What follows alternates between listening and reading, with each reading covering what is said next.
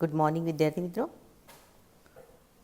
तो आज हम आपको लेसन नंबर 3 में सच्चा हीरा ये कहानी है। इस कहानी को हमने विस्तार से आपको समझाया, इस पाठ का पठन करवाया। आप लोगों ने भी इस पाठ का पठन किया होगा। ये कहानी अब आपको समझ में आ गई होगी। ठीक है, तो आज हम इस पाठ के कठिन शब्द और शब्दार्थ और प्रश्नों के चर्चा करेंगे। तो देखिए, हमारे कठिन शब्द है, एक तो आश्चर्य। क्या है? आश्चर्य। फिर है सामर्थ्य, आश्चर्य, सामर्थ्य। फिर है बृहस्पति। क्या है? बृहस्पति। उसके बाद है साक्षात। फिर है सेकंड पैराग्राफ में शक्तिशाली, शक्तिशाली, प्रकृति, प्रकृति। उसके बाद है पेज नंबर 15 पर बुद्धिमान, बुद्धिमान। उसके बाद है सरस्वती, सरस्वती। और फिर आखिरी शब्द है हमारा उच्चारण, उच्चारण। फिर गदगद, गदगद। क्या है? गदगद।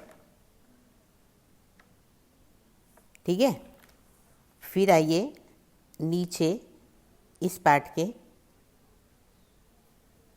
शब्दार्थ देखते हैं। पेज नंबर 16 पर है। देखिए, शब्दार्थ में है हीरा यानी नर रत्न या बहुत ही अच्छा आदमी। हीरा यानी नर रत्न या बहुत ही अच्छा आदमी। फिर है चहचहाना, चहकना या चहकाना। चहचहाना यानी चहकना या चहकारना। फिर है नीड यानी घोंसला, नीड यानी घोंसला। कंठ, गला या आवाज़, स्वर, शब्द। कंठ मतलब क्या है? गले में से निकलता हुआ आवाज़। कंठ यानी गला, आवाज़, स्वर। फिर है चाव यानी प्रबल इच्छा या लगन। चाव मतलब प्रबल इच्छा या लगन। उसके बाद है प्रशंसा, तारीफ या गुण। बराबरी, तुलना, समता या समानता। बराबरी यानी तुलना, समता या समानता। फिर है सामर्थ्य, सामर्थ्य यानी बल या योग्यता। पछाड़ना यानी हराना या पटकना या गिराना। पछाड़ना यानी हराना, पटकना या गिराना। फिर है आधुनिक यानी अर्वाचीन या नवीन। आधुनिक यानी अर्वाचीन या नवीन। बृहस्पति, देवों के गुरु। बृहस्पति, देवों के गुरु। साक्षात, सामने, सम्मुख या प्रत्यक्ष। मूर्तिमान, साक्षात, सामने, सम्मुख, प्रत्यक्ष, मूर्तिमान। निवास, घर या रहने का स्थान। फिर है टोकना यानी रोकना या पूछताछ करना।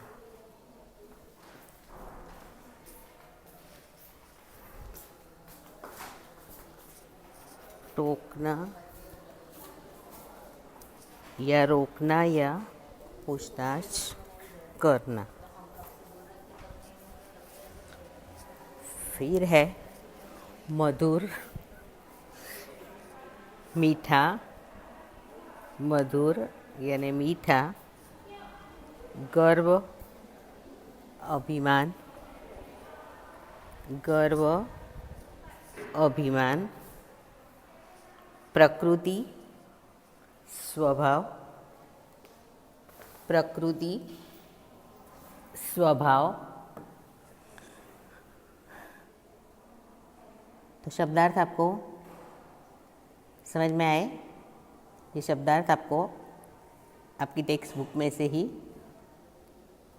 देखकर लिखना है। फिर है मुहावरे, इधर उधर की बातें करना, गप सप मारना।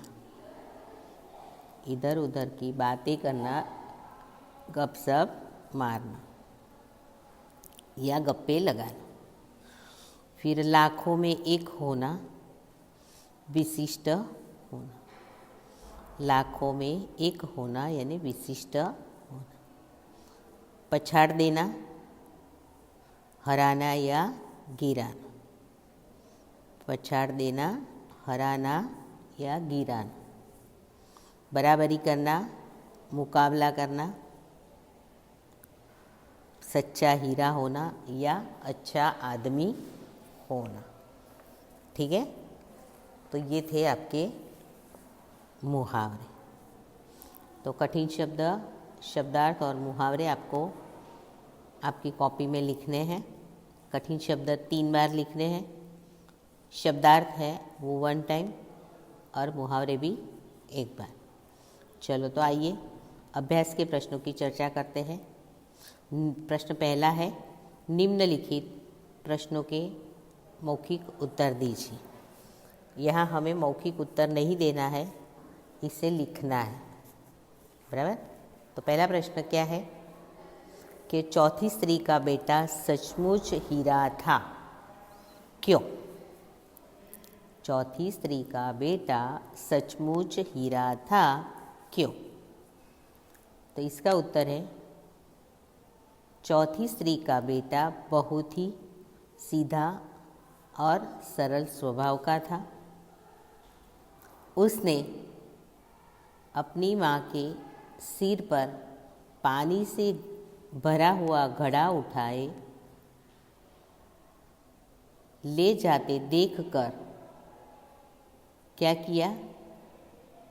तुरंत माँ के पास गया और घड़े को उसके सिर से उतारकर अपने सिर पर रख लिया। घड़ा लेकर वह घर की तरफ चल पड़ा। समझ में आया? चौथी स्त्री का बेटा सचमुच हीरा था, तो क्यों? क्योंकि चौथी स्त्री का बेटा सचमुच सीधा साधा और सरल स्वभाव का था। तो सीधा साधा और सरल स्वभाव का क्यों था? तो उसका उत्तर हम क्या लिखेंगे कि उसने क्या किया? अपनी माँ के सिर पर रखे हुए पानी के घड़े अनदेखे न करते हुए माँ के पास आकर उसने माँ के सिर से पानी से भरे घड़े अपने सिर पर रख कर घर की तरफ चल दिया। तो इस तरह अपनी माँ के प्रति सच्चा सेवा भाव दिखाकर उसने खुद को सच्चा हीरा साबित कर दिया। ओके। फिर है प्रश्न नंबर 2। अपने घर में आप माता पिता को कौन कौन से काम में मदद करते हैं? अपने घर में माता पिता को कौन कौन से काम में मदद करते हैं? कौन कौन से काम में मदद करते हैं?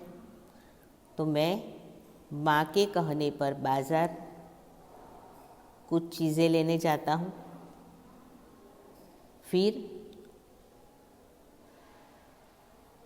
जो चीज़ें या सब्जी हो, दवाई हो, फल हो या अन्य कोई वस्तु, या फिर घर की साफ सफाई में भी माँ की मदद करता हूँ। मैं क्या करता हूँ कि माँ के कहने पर मैं बाज़ार में चीज़ें खरीदने जाता हूँ। तो वो चीज़ें कौन सी हो, चाहे सब्जी हो, दवाई हो, फल हो या अन्य कोई वस्तु है। फिर घर में साफ सफाई में मदद करता हूँ। फिर पिताजी के लिखे हुए पत्र डाकघर में पत्र पेटी में डालने जाता हूँ। धोबी के यहाँ कपड़े देने या लेने जाता हूँ, है ना। तो माँ के कहने के अनुसार मैं जो कुछ भी खाने पीने की भी चीज़ें हो वो लेने जाता हूँ। तो इस प्रकार मैं अपने माता पिता को मदद करता हूँ। इन सारे कामों में मैं अपने माता पिता को मदद करता हूँ। आप जो भी अपने माँ से या पिता से मदद करते हो काम में, तो वो लिखना है, ठीक है। फिर प्रश्न नंबर 3 है, आदमी सच्चा हीरा कैसे बन सकता है? तो आदमी सच्चा हीरा कैसे बन सकता है? तो आदमी में ज्ञान गुण होना ज़रूरी है। फिर उसकी प्रशंसनीय बनने के लिए योग्य ज्ञान और आचरण हमें उतारने चाहिए जीवन में, क्योंकि कोरा ज्ञान हमें कोई भी उपयोग में नहीं आता है। कोरा ज्ञान मतलब कि हमें कोई ज्ञान ही न हो, तो वो जीवन में सिर्फ सुनते हैं पर उस ज्ञान का हम आचरण नहीं करते हैं, है ना। तो ज्ञान का आचरण करना चाहिए, यानी कि कोरा ज्ञान जो है वह किसी भी उपयोग में नहीं आता है, या सुनकर सिर्फ छोड़ देना, ऐसा उसे कोरा ज्ञान कहते हैं। फिर ज्ञान और गुण को कर्म में उतारना ही सफलता की चीज़ है। तो इस प्रकार कर्म करके, बड़ों की सेवा और ज़रूरतमंद लोगों को मदद करके आदमी सच्चा हीरा बन सकता है। तो आदमी सच्चा हीरा कैसे बन सकता है? तो उसमें ज्ञान और गुण दोनों हो, फिर वो प्रशंसनीय योग्य हो,